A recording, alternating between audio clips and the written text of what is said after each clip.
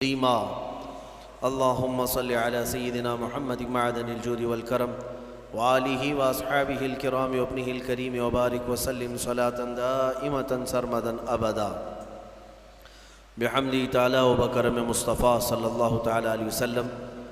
آج کی اس شب میں قرآن عظیم کے 23 پارے مکمل ہو چکے اور الحمدللہ آج ہم نے سورہ یاسین شریف کی بھی تلاوت کی ہے۔ اللہ کے حبیب صلی اللہ تعالیٰ علیہ وسلم نے ارشاد فرمایا لِكُلِّ شَيْءٍ قَلْبٌ وَقَلْبُ الْقُرْآنِ یاسین، ہر چیز کا ایک دل ہوتا ہے اور قرآن کا دل سورہ یاسین ہے۔ اسی سے آپ اندازہ کریں جس کو قرآن کا دل کہا گیا ہے اس کی کیا اہمیت ہوگی۔ سورہ یاسین کے بڑے فضائل ہیں، احادیث سے بھی وارد ہیں، بزرگوں نے تجربات میں بھی لکھا ہے۔ یاسین مبارک قرآن پاک کا ایک مغز ہے۔ دل کا مطلب تو آپ جانتے ہیں کہ دل جو ہے پورے جسم کے اعضاء میں بادشاہ کی حیثیت رکھتا ہے۔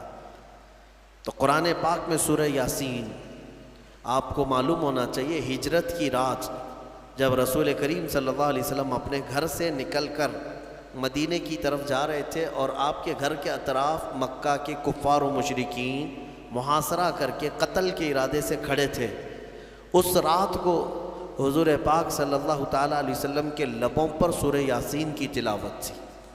آپ نے مٹی ہاتھ میں اٹھائی اور سورہ یاسین شریف کی تلاوت کرتے رہے اور اس مٹی کو یوں پھینک دیا یہ کہتے ہوئے کہ شاہت الوجوہ، تم سب کے چہرے برباد ہو جائیں۔ اور وہ مٹی اگرچہ ایک مٹھی بھر تھی لیکن جتنے لوگ کھڑے تھے سب کے چہروں اور ان کے ناکوں کے قریب گئی اور وہ بے جان سے ہو گئے اور اندھے ہو گئے۔ حضور پاک صلی اللہ تعالیٰ علیہ وسلم ان کے درمیان سے گزر کر کے گئے لیکن کوئی بھی آپ کو دیکھ نہ سکا۔ یاسین پاک اس رات کو بھی میرے آقا صلی اللہ تعالیٰ علیہ وسلم تلاوت کرتے رہے۔ اور پھر اس کے فضائل میں بتایا گیا ہے کہ اگر کبھی ایسی مصیبت آئی کہ اس کا کوئی حل نظر نہیں آتا تو سورہ یاسین کی تلاوت کثرت سے کرے، اللہ غیب سے اس کے لیے سبب پیدا فرمائے گا۔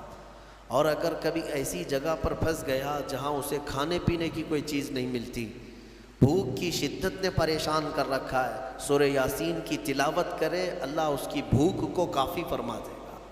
یعنی یہ غذا بھی ہے، شفا بھی ہے، دوا بھی ہے۔ اور سورہ یاسین شریف کے متعلق یہ بھی فرمایا گیا کہ اگر کہیں وہ راستہ بھٹک گیا جنگل میں، صحرا میں، سورہ یاسین شریف کی تلاوت کرے، اللہ اس کو سیدھا راستہ عطا فرمائے گا۔ اب یہ جب جنگل میں بھٹکنے اور صحرا میں بھٹکنے کے لیے سورہ یاسین کی تلاوت کا حکم دیا گیا کہ وہاں تمہیں راستہ مل جائے گا، میں کہتا ہوں پوری زندگی بھر پڑھتے رہو تاکہ اللہ تعالیٰ زندگی گزارنے کا بھی سیدھا راستہ اس کی برکت سے عطا کرے۔ اور جو سورہ یاسین شریف صبح پڑھ کر کے نکلا وہ شام تک امان میں ہے، مصیبتوں سے محفوظ ہے، اس کے لیے رزق کے فرشتے اتارے جاتے ہیں، اس کی حفاظت کی جاتی ہے۔ تو یاسین کی بڑی برکتیں ہیں۔ سورہ یاسین میں اللہ تبارک و تعالیٰ نے ان آیات بینات میں جو بیان فرمایا اس میں اللہ تعالیٰ فرماتا ہے یا حسرتن علی العباد، قیامت کے دن کے بارے میں کہ افسوس ہے بندوں پر، وہ بندے افسوس کریں گے ما یاتیہم من رسول الا کانوا بہ مستہزئین، یعنی جب کبھی ان کے پاس کوئی رسول آتا تو اس کا مذاق اڑاتے تھے، مذاق کرتے تھے رسولوں کے ساتھ، نبیوں کے ساتھ۔ ان لوگوں کی جو حشر ہوں گے نا وہ بہت سخت ہیں، قیامت کے دن بہت زیادہ سخت ان کے ساتھ معاملات ہوں گے۔ اللہ تعالیٰ فرماتا ہے الم یرو کم اہلکنا من قبلہم من القرون، کیا اس سے پہلے صدیوں پہلے ہم نے کتنی ایسی بستیاں ہیں جن کو ہلاک نہیں کیا ہے۔ بہت سارے لوگ رسولوں کا اور نبیوں کا مذاق کرنے کی وجہ سے ہلاک و برباد ہو گئے، ختم ہو گئے۔ پھر اللہ تبارک و تعالیٰ فرماتا ہے کہ عبرت پکڑو اے لوگو، رسول جو آتے ہیں وہ تمہیں بظاہر اگر یوں دیکھتے ہیں کہ وہ پیوند لگے کپڑے پہنتے ہیں، چھوٹے سے گھر میں رہتے ہیں، چھوٹی چھوٹی غذائیں کھاتے ہیں، یا فاقہ کشی کرتے ہیں تو اس کا مطلب یہ نہیں کہ وہ رسول یا نبی مجبور ہوتے ہیں، وہ تو فقر کو پسند کرتے ہیں اللہ کی بارگاہ میں، ورنہ ہر نبی اتنا صاحب اختیار ہوتا ہے کہ اگر وہ چاہے تو سونے کا پہاڑ اور چاندی کا پہاڑ اس کے ساتھ ہو، وہ سونے اور چاندی کے محلات میں رہے، لیکن اللہ کے نبیوں نے فقر کو پسند کیا ہے۔ تو اکثر جو قومیں رسول کو ظاہری طور پر دیکھتی تھیں تو وہ مذاق اڑاتی تھیں، یہ اللہ کے نبی ہیں، یہ اللہ کے رسول ہیں، ان کا لباس ایسا ہے، ان کے پاس سواری نہیں، ان کا گھر صحیح نہیں، ایسی باتیں کہہ کر کے مذاق اڑایا کرتے تھے۔ اللہ تبارک و تعالیٰ ان مستہزئین سے کوسوں دور ہمیں رکھے، اور مولا تعالیٰ اسی جماعتوں سے ہمیں محفوظ رکھے۔ اور قرآن پاک میں اللہ تعالیٰ یہ بھی فرماتا ہے، قیامت کے دن محشر کے میدان میں یہ کہا جائے گا وَامْتَازُوا الْيَوْمَ أَيُّهَا الْمُجْرِمُونَ، یہاں کہا جائے گا سارے لوگ ایک ساتھ کھڑے ہوں گے، پھر آرڈر آئے گا مجرم الگ ہو جائیں، اس میں سے جتنے لوگ مجرم ہیں وہ الگ ہو جائیں، ان کے چہرے بتا رہے ہوں گے اس دن، اور ان کو الگ کیا جائے گا، ان کو الگ کیا جائے گا مجرمین کو۔ کس بات کے مجرم؟ اللہ تعالیٰ فرماتا ہے الم اعہد الیکم یا بنی آدم اللہ تعبدوا الشیطان، پھر رب تبارک و تعالیٰ کا جلال ہوگا اس دن، اور پھر رب تعالیٰ کی ہیبت طاری ہوگی بندوں پر، خشیت ہوگی، فرمائے گا مولا کیا میں نے تم سے یہ نہیں عہد لیا تھا کہ اے آدم کی اولاد کے شیطان کی پرستش نہیں کرو گے، اس کے پیچھے نہیں جاؤ گے، انہ لکم عدو مبین، بے شک وہ تمہارا کھلا ہوا دشمن ہے، کیا میں تم سے یہ وعدہ نہیں لیا تھا ان اعبدونی، کہ تم میری عبادت کرو گے، ھذا صراط مستقیم، یہی سیدھا راستہ ہے، پھر تم کیسے بہک گئے؟ یہ جتنے غیر اللہ کی عبادت کرتے ہیں سب کے سب اس دن الگ کیے جائیں گے، سب کے سب الگ، کفار و مشرکین جو بھی اللہ کے سوا عبادت کرتے تھے قیامت کے دن سب کو ایک طرف کر دیا جائے گا، اور رب تبارک و تعالیٰ ان سے فرمائے گا کیا میں نے تم سے یہ وعدہ نہیں لیا تھا کہ دنیا میں جاؤ گے تو میری عبادت کرو گے، شیطان کی پرستش نہیں کرو گے؟ پھر اللہ تعالیٰ فرماتا افلم تکونوا تعقلون، کیا تمہیں عقل بھی نہیں تھی؟ کیا تم عقل نہیں رکھتے تھے؟ سچ بات ہے میرے عزیزوں، عقل رکھنے والا یہ چھوٹی چھوٹی چیزوں کو خدا کیسے بنا لیتا ہے؟ خدا کا جو تصور ہے وہ دنیا میں سب سے بڑا ہونے کا تصور ہے، بھلا چوہا کیسے خدا بن گیا؟ ایک چھوٹی سی مٹی وہ کیسے خدا بن گئی؟ جس کو تم ہاتھوں سے گوندتے ہو، پیروں سے کھندلتے ہو، پھر وہ تمہارا خدا کیسے بن گیا؟ افلم تکونوا تعقلون، اللہ فرماتا کیا تم عقل نہیں رکھتے، عقل سے کام نہیں لیتے؟ خدا کا جو تصور ہے وہ ایسا ہونا چاہیے کہ اس سے بڑا کوئی نہ ہو، دنیا میں اس سے بڑی طاقت کسی کی نہیں، وہ اللہ جس کے بارے میں ہم عقیدہ رکھتے ہیں کہ وہ قادر مطلق ہے، کسی کا محتاج نہیں، اور وہ سب سے بڑا ہے، سب سے بڑی طاقت والا ہے، یہ ہمارا عقیدہ ہے نا۔ اور جو اس عقیدے کو چھوڑ کر چھوٹی چھوٹی چیزوں کی پوجا میں لگ گئے، پرستش میں لگ گئے، عبادت میں لگ گئے، ان کے بارے میں سوال ہو رہا ہے قیامت کے دن عقل ہے یا نہیں ہے تمہاری؟ عقل سے کام لیتے ہو کہ نہیں؟ حتیٰ کہ میں آپ کو بتاؤں مصر کی سرزمین میں ہم جب رہتے وہاں کے لوگوں نے اس طرح کی پتھروں کی عبادت یا دوسروں کی عبادت انہوں نے دیکھا نہیں، ماحول پورا اسلامی ہے، بچپن سے مسجدوں کو دیکھا، اللہ کی عبادت۔ وہاں دو ہی قومیں ہیں، یا مسلمان ہیں یا عیسائی ہیں۔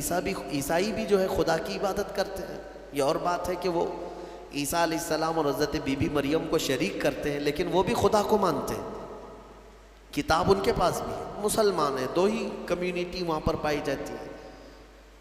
تو کبھی کبھار کوئی عام آدمی بھی عرب کا ٹیکسی چلانے والا ہم سے حالات پوچھتا تھا ہندوستان کے، اور پھر یہاں کے بارے میں جب ان کو معلوم ہوتا ہے کہ درخت، پتھر، مٹی، بلی، چوہا، ساری چیزیں عبادت کے لائق سمجھی جاتی ہیں، تو ایک منٹ کے لیے شاک ہو کر رک جاتے تھے، اور پہلا ان کا سوال یہ ہوتا تھا ما عندہ مخ، سب سے پہلا ہی سوال کرتے کیا ان لوگوں کے پاس کھوپڑی نہیں ہے، کھوپڑی ہے یا نہیں ہے؟ تو یعنی ایک عقل رکھنے والے کے لیے تعجب کی ہی بات ہے کہ میرے سے کمزور میرا خدا کیسے ہو گیا، جس کو میں جب اٹھا رہا ہوں۔ ایک صحابی ہے، حضور پاک صلی اللہ تعالیٰ علیہ وسلم کی بارگاہ میں آئے اور کہتے ہیں یا رسول اللہ صلی اللہ علیہ وسلم، زمانے جاہلیت کے جب آپ ایمان نہیں لائے تھے، کچھ کام ایسے ہیں، ایک کام مجھے یاد آتا ہے تو بہت روتا ہوں، اور ایک کام ایسا ہے وہ یاد کرتا ہوں تو ہنستا ہوں۔ حضور پاک صلی اللہ علیہ وسلم نے پوچھا وہ کون سے؟ کہا زمانے جاہلیت میں جس کام پر مجھے رونا آتا ہے وہ یہ ہے کہ ہمارے گھر بیٹیاں پیدا ہوتی تو ہم گلا مروڑ کر دفن کر دیتے تھے، اپنے ہاتھوں سے مارتے تھے اور زندہ دفن کر کے آ جاتے تھے۔ آج مجھے اس کام پر بڑا افسوس ہوتا ہے، روتا ہوں۔ ایک ایک نے 5 بیٹیاں دفن کی ہیں، اپنے ہی گھر میں پیدا ہونے والی بچیوں۔ کہتے ہیں یہ کام یاد آتا ہے زمانے جاہلیت کا تو بڑا رونا آتا ہے، اور کہتے ہیں پھر ہنسی کس بات پر آتی ہے؟ وہ کہتے ہیں ہم زمانے جاہلیت میں ہمارے جو خدا ہوتے تھے، آٹے کے خدا ہم بناتے تھے جب کبھی سفر میں جانا ہوتا تھا، اور ہر ایک کا الگ، ہوا کا الگ تھا، بارش کا الگ تھا، دھوپ کا الگ تھا، زمین کا الگ، آسمان کا الگ، بیماریوں سے صحیح کرنے والا الگ، سب کے الگ الگ تھے۔ تو ہم وہ آٹے کے بنا کر کے سفر میں لے کر کے چلتے تھے کہ سفر میں ہمارے ساتھ رہے گا ہمارا یہ خدا، اور اس کی عبادت بھی کرتے تھے۔ اور وہ صحابی کہتے ہیں لیکن بیچ میں کبھی غلہ اناج ختم ہوتا تو کبھی اس کا ہاتھ توڑ کے کھاتے تھے، کبھی پیر توڑ کے بھون کے کھاتے تھے۔ تو یعنی اپنے ہی خدا کو ہم جو ہے ادھر سے ادھر سے توڑ کر کے پکا کر کے کھاتے تھے۔ آج مجھے اس بات پر افسوس ہوتا ہے، ہنسی بھی آتی ہے کہ عقل کے بغیر کیسے کام کرتے تھے۔ بہرحال قرآن یہ سوال کرتا ہے افلم تکونوا تعقلون، کیا تم لوگوں کو عقل نہیں ہے، عقل نہیں رکھتے تھے؟ پھر اللہ فرماتا ہے ہذہ جہنم التی کنتم توعدون، یہ وہی دوزخ ہے جس کا تم کو وعدہ کیا گیا تھا، آؤ اس میں۔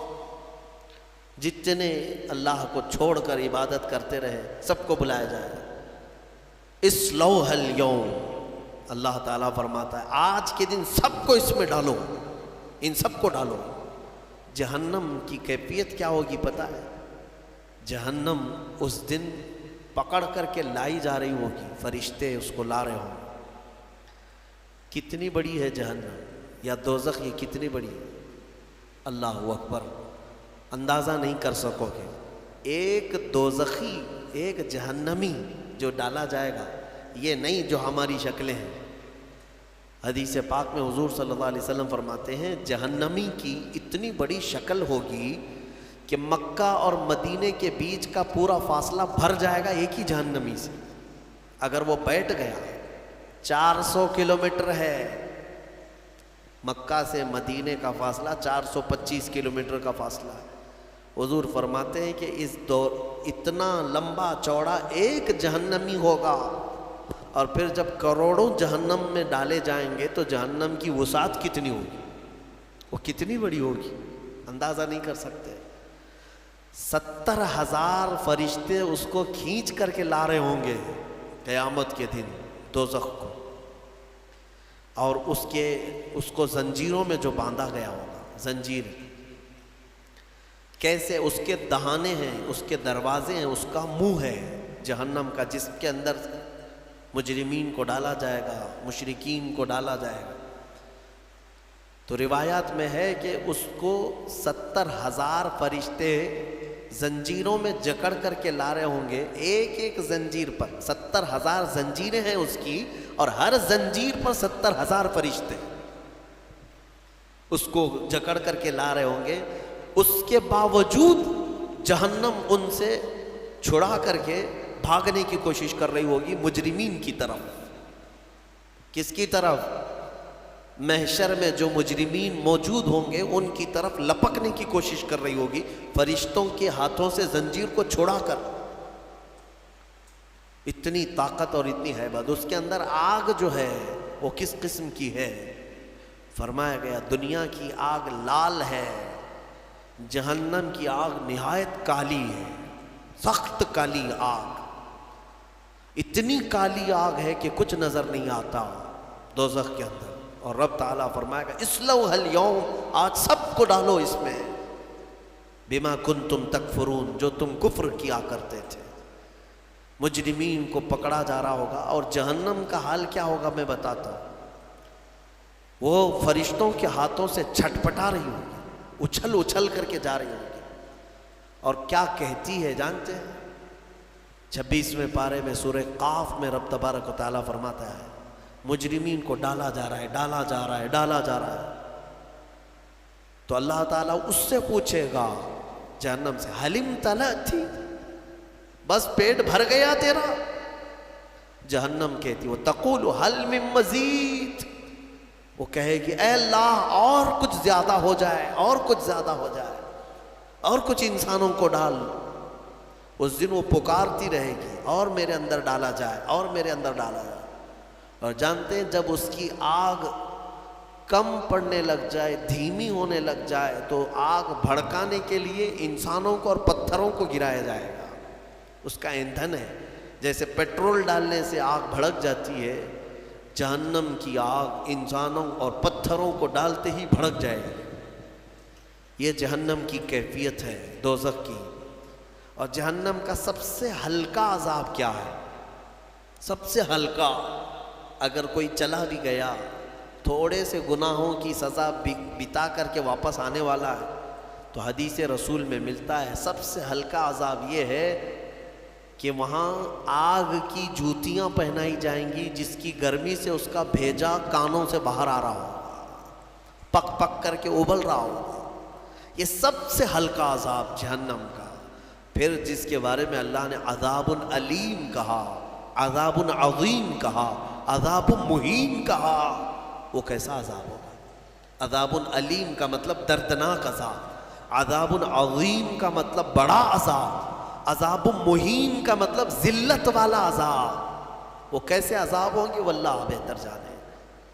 جہنم کا خوف ایک مومن کے اندر خشیت پیدا کرتا ہے، اللہ سے ڈر پیدا کرتا ہے. تم ہلکے میں لیتے ہو اس چیز کو. ذرا موم بتی میں اپنی انگلی رکھ کر کے دکھانا، یا چولہے میں جا کر کے اپنا ہاتھ رکھ کر کے دکھانا. اگر چمڑی جل گئی تو 8 دن تک اس کی مرہم پٹی پہ لگ جائیں گے، ہا ہو کرتے رہیں گے. جلے ہوئے آدمی کو سکون کبھی نہیں. لیکن دوزخ میں جب ڈالا جائے گا، ایک بار چمڑی جل گئی تو ختم ہو جائے گا. ایک بار یہاں آگ میں جل گئے تو مر گئے، پھر کیا ہونا ہے. لیکن دوزخ میں ایسا نہیں کہ اب تم وہاں جب تک جلتے رہو گے موت نہیں آئے گی، موت ختم کر دی جائے گی. مرنا ایک ہی بار ہے انسان کو یہاں دنیا میں. پھر قیامت کے دن موت کو بھی اللہ تعالیٰ موت دے دے گا، ختم. اب نہ جنتی مرے گا نہ دوزخی مرے گا، کوئی مرنے والا نہیں ہے وہاں پر. دوزخ میں جو گئے چاہے وہ جتنے بھی عذابات آئیں موت نہیں آئے گی. یہی تو سب سے بڑا ٹینشن ہے وہاں پر. کفار و مشرکین مانگیں گے کہ موت دے دے ہم کو، لیکن موت نہیں آئے گی. اور جب چمڑی جلتی ہے تو لوگ یہ سمجھتے ایک بار جلے گی تو دوسری بار پھر کیا جلے گی، جلی ہوئی چیز کو کیا جلایا جائے گا. اللہ تعالیٰ فرماتا ہے کلما نضجت جلودہم بدلناہم جلودا غیرہا لیذوقوا العذاب.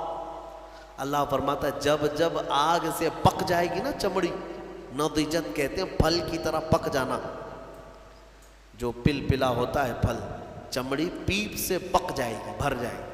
اللہ فرماتا ہے جب جب دوزخ کی آگ کی وجہ سے تمہاری چمڑی پکے گی، اللہ فرماتا ہے ہم اس کے علاوہ دوسری چمڑی تمہیں پہنا دیں گے، نئی چمڑی ڈال دیں گے. بدلناہم جلودا غیرہا لیذوقوا العذاب، تاکہ عذاب کو چکھ سکو، نیا نیا عذاب چکھ سکو. حضرت کعب احبار رضی اللہ تعالیٰ عنہ اس آیت کی تفسیر میں فرماتے ہیں، ان سے پوچھا گیا کہ کتنی بار چمڑی بدلی جائے گی؟ وہ کہتے ہیں 1 گھنٹے میں 70 بار بدلی جائے گی. ہر گھنٹے میں 70 بار پورے جسم کی چمڑی بدلی جائے گی۔ سہنے کی طاقت ہے کسی کے اندر؟ برداشت کرنے کی طاقت ہے؟ اسی لیے مجھے وہ دعا یاد آتی ہے، حضرت سفیان ثوری رو رو کر کے دعا کرتے تھے، بڑی پیاری دعا ہے۔ اللہ کی بارگاہ میں یوں کہتے تھے، الہی لست للفردوس اہلا، اے میرے مولا میں تیری فردوس بری میں، جنت میں جانے کا اہل تو نہیں ہوں، میں تیری جنت میں جانے کے قابل تو ہوں نہیں، ولا اقوی علی نار الجحیم، اور نہ ہی میں تیرے دوزخ کے عذاب سہنے کی طاقت رکھتا ہوں، یہ بھی تو میرے اندر طاقت نہیں ہے۔ مانا کہ جنت میں جانے کے جیسے اعمال نہیں ہیں، لیکن تیری دوزخ کا عذاب سہنے جیسی بھی طاقت نہیں ہے۔ اب بچا کیا ہے؟ فاغفر ذنوبی بفضل جودک یا اللہ، اے اللہ تو اپنے کرم سے اور اپنے فضل سے معاف کر دے تو بڑی بات ہے، باقی اعمال تو نہیں ہے۔ حضور مفتی اعظم ہند رضی اللہ تعالیٰ عنہ نے یہی دعا کی تھی، میرے اعمال کا بدلہ تو جہنم ہی تھا، میں تو جاتا میرے سرکار نے جانے نہ دیا۔ بس یہی ایک آس ہے ہمارے پاس، اللہ چاہے اپنے فضل سے اور اپنے رسول کی سفارش سے بچ گئے تو بچ گئے، ورنہ میں بتاؤں وضو میں بھی پکڑے جا سکتے ہیں، ہم قرات میں پکڑے جا سکتے ہیں، رکوع سجدے میں پکڑے جا سکتے ہیں، اور پتہ نہیں زندگی بھر کتنا کھایا۔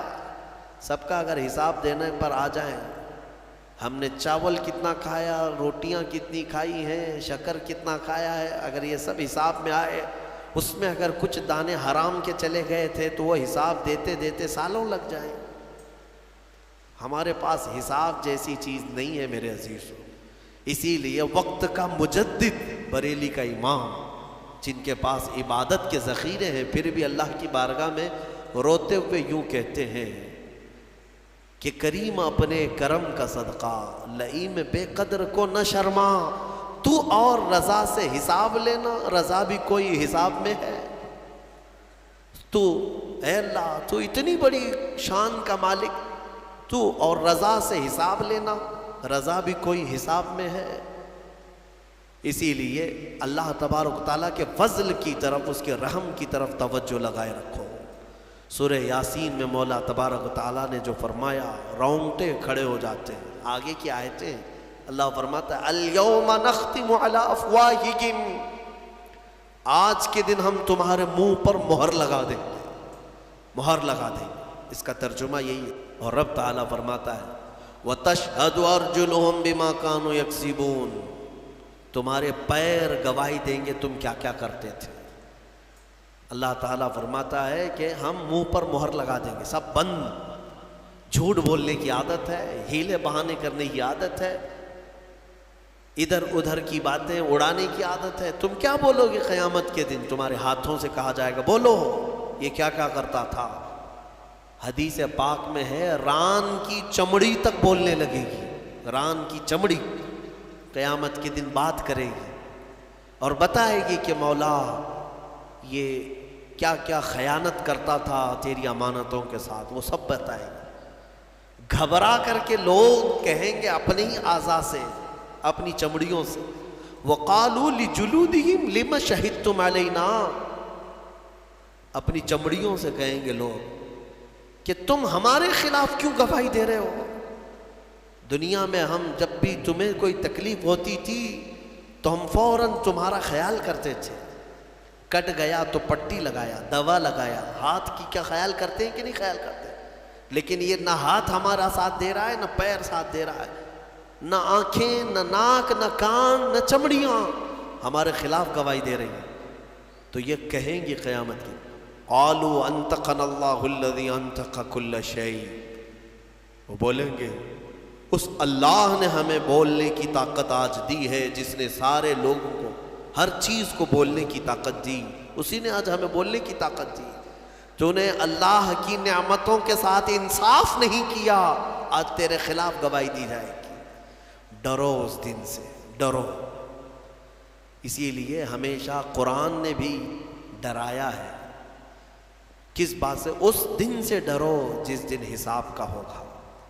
24ویں پارے میں ایک آیت ہے سورہ غافر کی، اللہ فرماتا ہے ایک آواز آئے گی اس دن، لمن الملک اليوم، آج کس کی بادشاہت ہے، آج کس کی بادشاہت ہے۔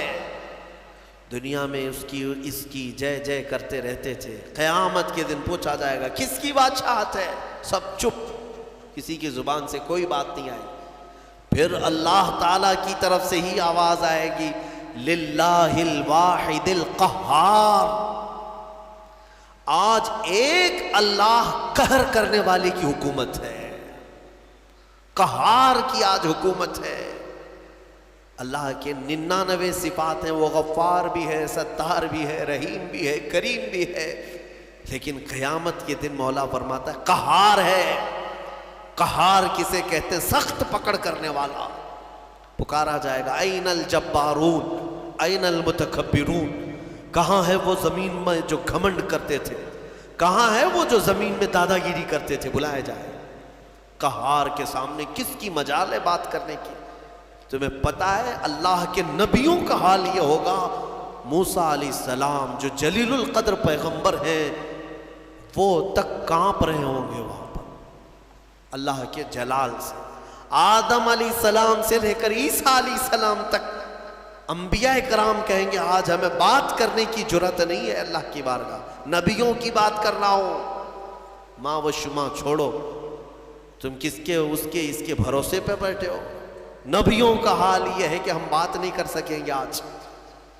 اس بھرے مجمع میں قرآن کہتا ہے سورہ نجم کی آیت، وَكَم مِّن مَلَكٍ فِي السَّمَاوَاتِ لَا تُغْنِي شَفَاعَتُهُمْ، آسمان میں کتنے بڑے بڑے فرشتے ایسے ہیں، اللہ فرماتا ہے ان کی سفارش کام نہیں آئے گی، ان کی کسی کی سفارش کام نہیں آئے گی، شیئن الا بإذن اللہ، مگر اللہ جسے اجازت دے۔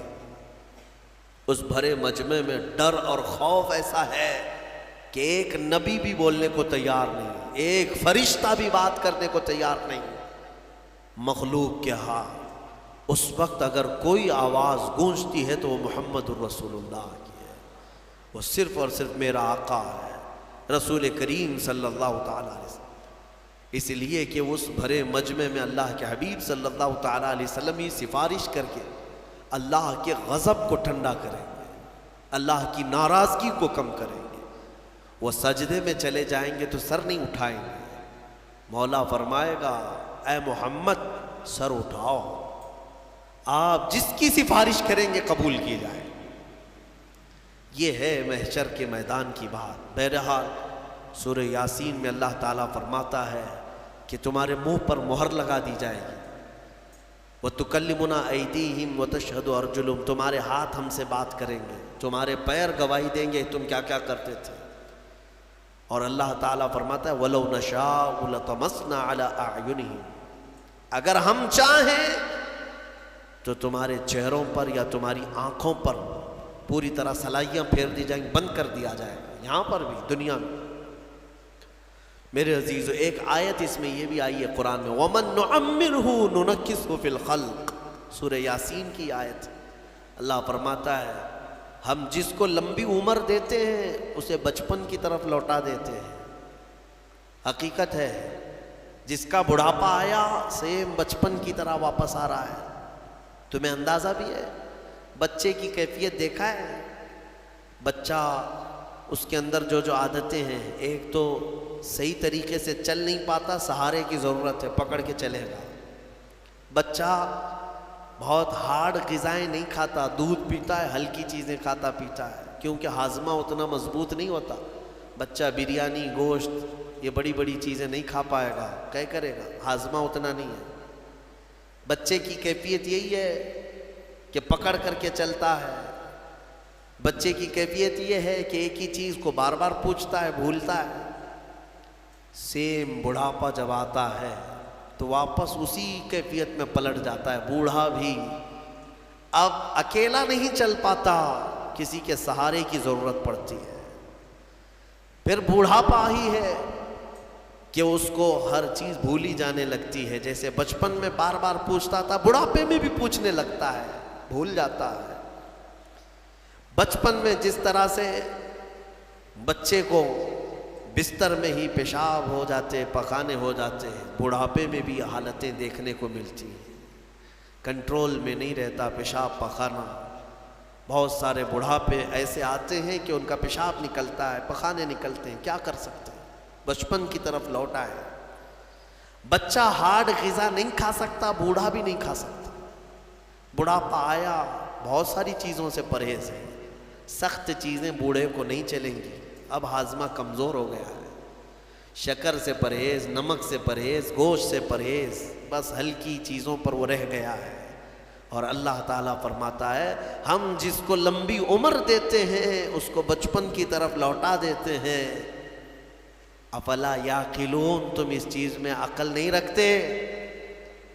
تم سوچتے کیوں نہیں کہ تمہاری زندگی جہاں سے چلی تھی واپس پلٹ آئی ہے؟ میرے عزیزو، یہ دنیا بہت ہی شارٹ ہے، اس میں صرف اور صرف اپنے من کی مت ماننا۔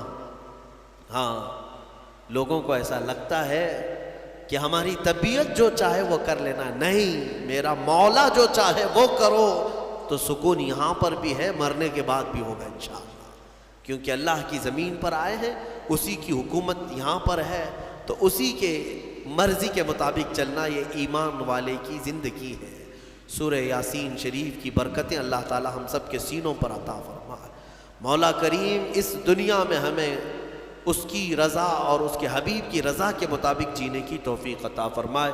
سورہ صاد اور سورہ صافات کی بھی ہم نے تلاوت کی، اور سورہ زمر کی بھی مختصر بات یہ عرض کر دوں۔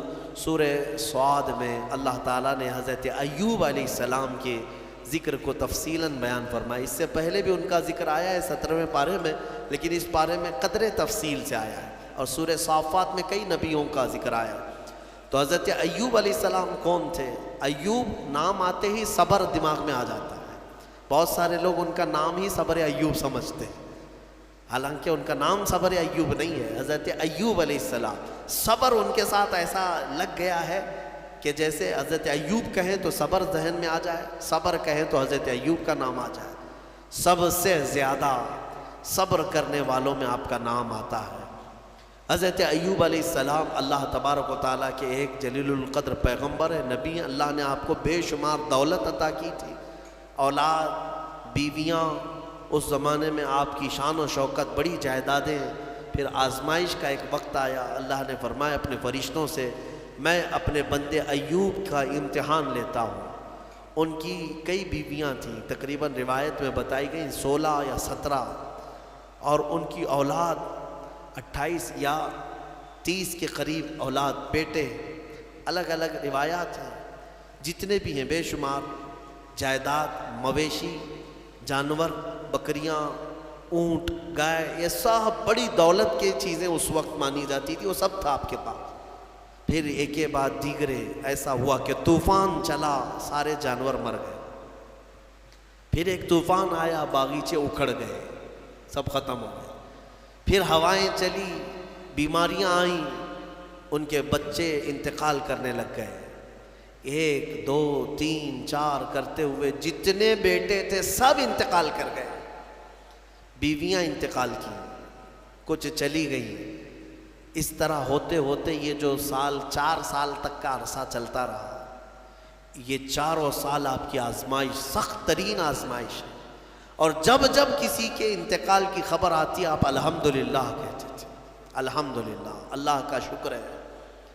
میرے عزیزو، یہ سننا آسان ہے، پریکٹیکل لائف میں پتہ چلے گا۔ گھر کا ایک فرد بھی چلا گیا، آدھا گھر اجڑ جاتا ہے۔ حضرت ایوب علیہ السلام کے پاس سوائے ان کی بیوی حضرت بی بی رحمت، ان کے علاوہ کوئی نہیں رہا، سب چیزیں ختم ہو گئیں۔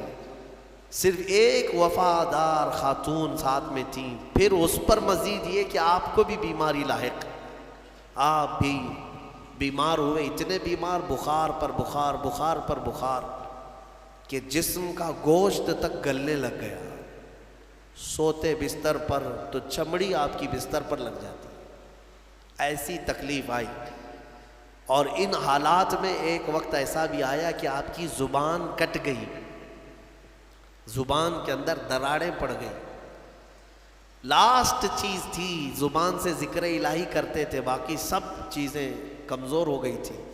تب حضرت ایوب علیہ السلام رو پڑے اللہ کی بارگاہ میں، یوں عرض کیا ربی انی مسنی الضر وانت ارحم الراحمین، اے میرے مولا تکلیف مجھے پہنچی ہے لیکن تو سب سے زیادہ رحم کرنے والا ہے۔ یہ نہیں کہ مجھی کو کیوں، یہاں اتنے گناہ کر کے بیٹھے ہوئے ہیں اور بستر میں جا کر پھر بولتے ہیں اللہ مجھی کو کیوں کر رہا ہے؟ تیرے گناہوں کی وجہ سے اگر اللہ تعالیٰ دینے پر آئے کب کے مر جانا چاہیے تھا۔ اس رحمان نے تو بہت رحم کیا ہے۔ پھر لوگ یہ کہتے ہیں میرے ہی ساتھ ایسا کیوں ہو رہا ہے، مجھے کو ایسا کیوں ہو رہا ہے، میں نے کس کے ساتھ کیا کیا ہے؟ تم نے سب سے بڑا دھوکہ تو اللہ ہی کے ساتھ کیا ہے، اس کی پوری عبادتیں ہی نہیں کی، دوسروں کی بات میں چھوڑو، جس کی عبادت کے لیے آئے تھے وہی کمپلیٹ نہیں کیا اور پھر پوچھتے ہو میں نے کیا کیا ہے۔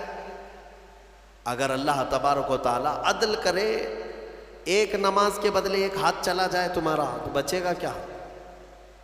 جتنی نمازیں چھوڑے ہو، جتنے روزے چھوڑے ہو، جتنی زکوٰۃ دبائے ہو، کئی لوگوں کے کیا کیا فرائض باقی ہیں، ان سب کی پاداش میں اگر ہر چیز تمہاری ایک ایک نعمت چھین لی جائے تو جسم میں بچے گا کیا؟ کچھ نہیں بچے گا۔ حضرت ایوب علیہ السلام نے یہ نہیں کہا کہ میرے ہی ساتھ کیوں، نہیں، بلکہ مولا ہاں تکلیف پہنچی اس زبان کو جس سے میں تیرا ذکر کرتا، لیکن تو سب سے زیادہ رحم کرنے والا ہے۔ یہاں تک ہے۔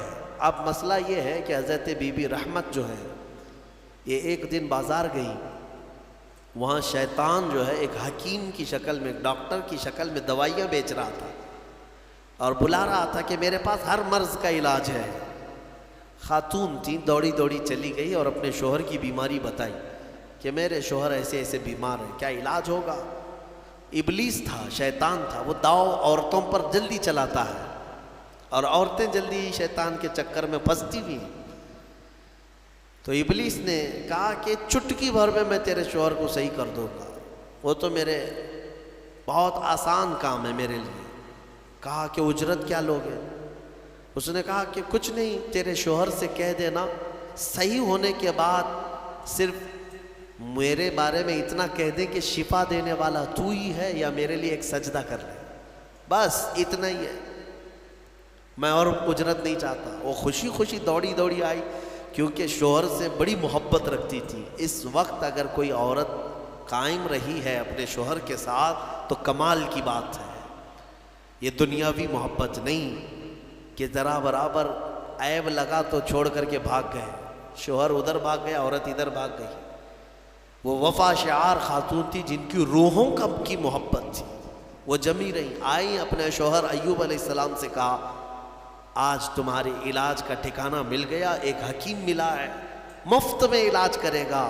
کہا ایسے کیسے؟ کہا بس آپ صحیح ہونے کے بعد اس کو شافی کہہ دیں یا سجدہ کر لیں۔ ایوب علیہ السلام جلال میں آ گئے، کہا تو ابلیس کے پاس گئی تھی، وہ شیطان مردود لعین ہے، اگر اللہ نے مجھے صحت دے دی تو میں صحیح ہونے کے بعد 100 کوڑے تجھے ماروں گا، تو گئی کیسے وہاں پر؟ یہ نبیوں کے ایمان کی بات ہے، استقامت کی۔ کمزوری میں آدمی یہ سوچتا ہے بھائی ایک ہی تو میرے ساتھ رہ رہا ہے، تھوڑا بہت اس کی رعایت کر دی جائے، اس پہ غصہ نہ کرو، اس پہ غصہ کریں گے یہ بھی بھاگ جائے گا، کون دیکھے گا؟ نہیں، وہ نبیوں کا ایمان ہے، استقامت ہے۔ اس بیماری کے عالم میں بھی قسم کھا لیا ایوب علیہ السلام نے، اللہ کی قسم اگر میں صحیح ہو گیا تو 100 کوڑے تجھے ماروں گا۔ ان کی بیوی رونے لگ گئی، کہا مجھ سے غلطی ہو گئی، خطا ہو گئی، معاف کریں۔ یہی وہ آخری وقت ہے جب ان کی زبان پر یہ جملہ آیا، اے اللہ تو ارحم الراحمین ہے، تو ارحم الراحمین ہے۔ اللہ تعالیٰ فرماتا ہے فاستجبنا لہ، اسی وقت ہم نے ان کی زبان کو قبول کر لیا، اور پھر اللہ تعالیٰ نے وہی بھیجے، کیا کہہ کر کے؟ اللہ تعالیٰ نے فرمایا ارکض برجلک ھذا مغتسل بارد وشراب، ایوب اپنا پیر زمین پہ مارو۔ انہوں نے پیر زمین پر مارا تو ایک نہر جاری ہو گئی، پانی کا ایک کنواں نکل پڑا، چشمہ نکل پڑا۔ تو اللہ تعالیٰ نے فرمایا کہ اب اس میں تم نہاؤ۔ ایک پیر آپ نے زمین پر مارا، کنواں جاری ہوا، پانی کا چشمہ جاری ہوا۔ اللہ تعالیٰ نے فرمایا اس پانی سے نہاؤ۔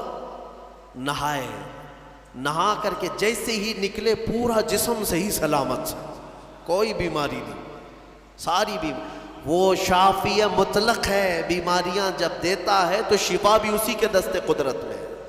بڑی بڑی بیماریاں کافور ہو جائیں گی، صحیح ہو گئے۔ اب پھر اللہ تعالیٰ نے فرمایا دوسرا پیر زمین پہ مارو۔ انہوں نے دوسرا پیر زمین پر مارا، اللہ فرماتا ہے وَوَهَبْنَا لَهُ أَهْلَهُ وَمِثْلَهُ مَعَهُمْ رَحْمَةً مِنَّا، ان کو ہم نے ان کی ساری اولاد، ان کا سارا مال جو کچھ تھا ڈبل کر کے پھر عطا کر دیا، یعنی اس سے زیادہ کر کے۔ ان کے بیٹے بھی زندہ کر دیے گئے، ان کے اہل و عیال، ان کے باغیچے، ان کے مویشی جانور جتنے تھے اس کا دگنا کر کے اللہ ان کو عطا کر دیا۔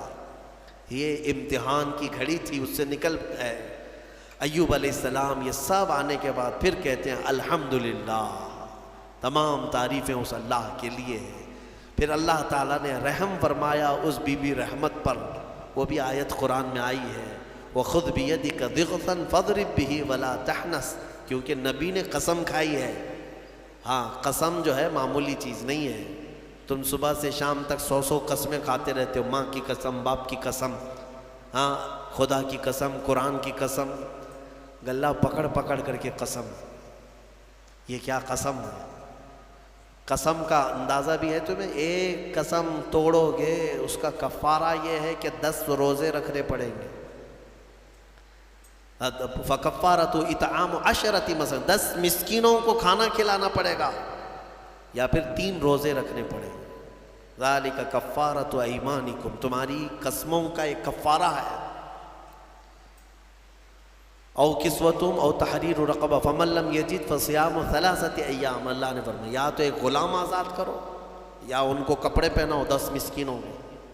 ایک قسم کے بارے میں، یہاں تو کتنی قسمیں کھاتے ہو اور توڑتے رہتے ہو۔ اور اللہ نے یہ بھی فرمایا ہے لا تجعلوا اللہ عرضۃ لایمانکم، تم اپنی قسموں کا نشانہ اللہ کو مت بناؤ، یہ گناہ ہے۔ اور حضور پاک صلی اللہ علیہ وسلم نے یہ بھی فرمایا منافق کی علامت ہے بات بات پر جھوٹی قسمیں کھاتا ہے، اللہ ایسی چیزوں سے بچائے۔ لیکن نبی نے قسم کھائی تھی تو وہ پورا کریں گے۔